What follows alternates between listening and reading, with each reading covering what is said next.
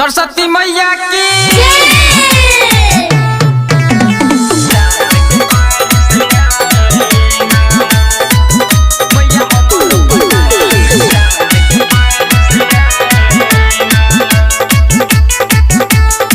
सरस्वती मैया पड़िल पैया बिना वाली मैया पड़िल पैया खुशियाँ बरसाई न मैया हमरो मैया हमरो पंडाल में चांद के बारिश आई ना मैया हमरो पंडाल में चांद के बारिश आई ना। Recording by A to Z ढाका।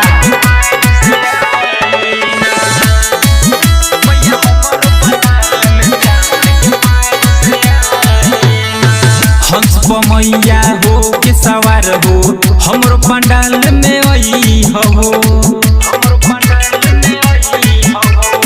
दीदिया देख के सुनिए मैया हम मनी के जई हो रउए दर्शन करे खाती लइका सब पगलाइल बा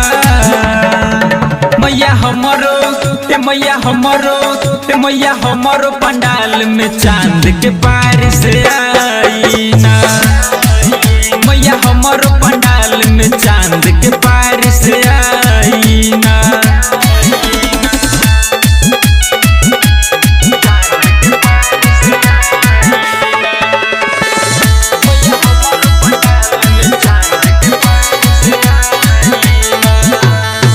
हर साल पूजा करिले मैया आके दर्शन देखाई न करी बिनतिया सुनिए मैया आके भोग लगाई न राम बाबू पटेल मैया गाई के सुनावेला मैया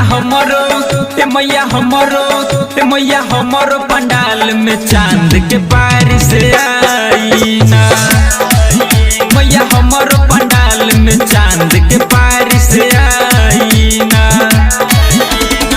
भई बहाला सबरो मैया रउआ के बताइला मैया हमरो पंडाल में चांद के बारिश आई ना मैया हमरो पंडाल में चांद के बारिश आई ना। Recording by A to Z Dhaka.